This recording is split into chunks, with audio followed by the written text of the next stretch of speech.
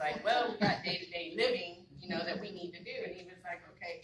So now I got one that's a spender. I call him a consumer. So the younger one says, you're a liability. You're not an asset, because he likes his kids. So the younger one's like, and you can go to him anytime. And he's got money in his wallet. One's 15, one's 12.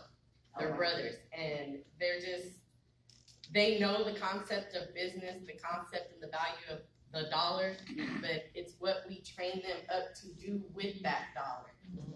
So the 15-year-old, he's a spender. We got to work on that little spendthrift there. But he was just like, what's the point? You can't spend it and enjoy life. I said, I understand that, but we're not going to be here forever. So I need you. So the other one's like, oh, he needs to borrow $5 for his Sour Patch. No. I was just like, okay, we'll give him the $5. But let me write a contract. He's ready to write a contract. My mother-in-law came to visit one weekend, was going to stay with us, and at this time, I think he was 9 or 10, and the 12-year-old. And he's like, wait, she can't go upstairs to my room. And we're like, why? We went up there, and he put on the door, he taped it, and it was a contract for her to sign to pay him $50. Oh my goodness. So you see the difference? And the 15-year-old, you do all the work, you do the contracts, you make the money, but can you split? So he's trying to finesse him to how's he gonna get some of the money for not doing it. So you got them all. There's all types. But God's been good to us. We're blessed. We've had our ups and downs, like everyone here. We struggle, we sacrifice. But I don't even like to say so much a sacrifice because, I'm going to start preaching to y'all. But God made the ultimate sacrifice. What sacrifice am I really making? Because I'm still here living, breathing soul. I get to share my experiences every day, all day long, and I think that's what it's about. Sam's always said one day that God's telling him to build a church, and I'm like, oh Lord, I ain't ready to build no church. I was like, look at this business, look at all the people that come in. We get to preach to them. We get to minister to them. We're good right here. This is our church today. So we finally agreed on that part, but I don't know what Sam does a lot of things. I've always told him, you get the licenses and I'll work those licenses. And one day God told me, he says, girl, you better get your own licenses because you don't know what's ain't nobody promised tomorrow. You don't know what's going to happen to this guy. He ended up having 3 stints in 2020, about 2 years ago, and that reality hit so quick. And I kept putting it off. So I'm getting licenses, I'm doing different things. I've been licensed in insurance for, I don't know, about 15 years maybe, but not my group 1.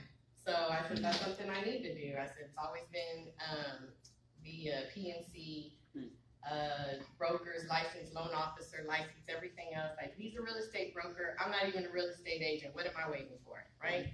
Like I said, I told him, you do the school, you do the license, I'll work the license. Can't do it anymore. So if we're going to be a great team, I tell him I need to get licensed in my own thing.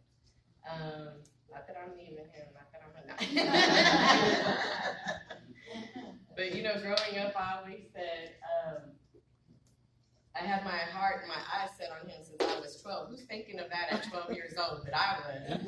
So it didn't come to play till I became of age, of course. And he was like, you're a good salesperson. I said, babe, I don't sell anything. He said, you sold me. 35 years later.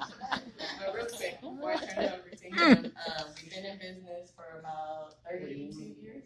He stands longer than me. We've been together 35. I came aboard with him, and Carmen's 32, so 30 years that we started working side by side. And everybody's always asked, how do y'all do it? You live together, you work together.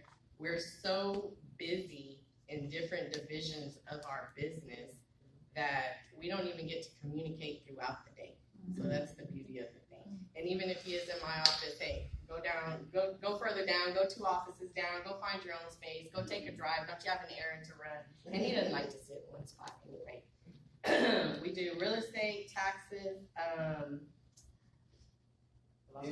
insurance, accounting, loans, just done a rehab. We go to auctions, purchase properties, we do investments. We're just coming up here right now and had someone call from Mexico that they've got a property they want us to buy. I mean, it's not like we even have to be out there. It's like Ms. Fran said, you got to buy the leads, but now we've got the leads just calling us. So that's a nice thing. So he called us, he's in Mexico, he said, hey, I got a house over here, yada, yada, Houston, Texas, whatever. And I was like, okay. we'll drive by there. So I started looking up the comps. The minute while Sam was talking to him, I was like, oh, okay. And it's free and clear. Oh, okay. Well, let me, you gotta be ready. Opportunity is there every single day. So we've got to be ready to be able to, when it comes knocking, open the door and let's go. Not be afraid. Oh, wait, real quick. I have one testimony. My sister passed in February of 2020. We were getting ready to do her insurance through Senior Life because she has health issues and you know how they have no medical, no anything. That was in January. We talked about it. She ended up passing February 4th, and I didn't get to write the policy. She had no insurance. She didn't have anything. God bless her. Do you know that I called Miss Fran? She called Dr. Burns, and they still honored the casket at their price because you know what these funeral homes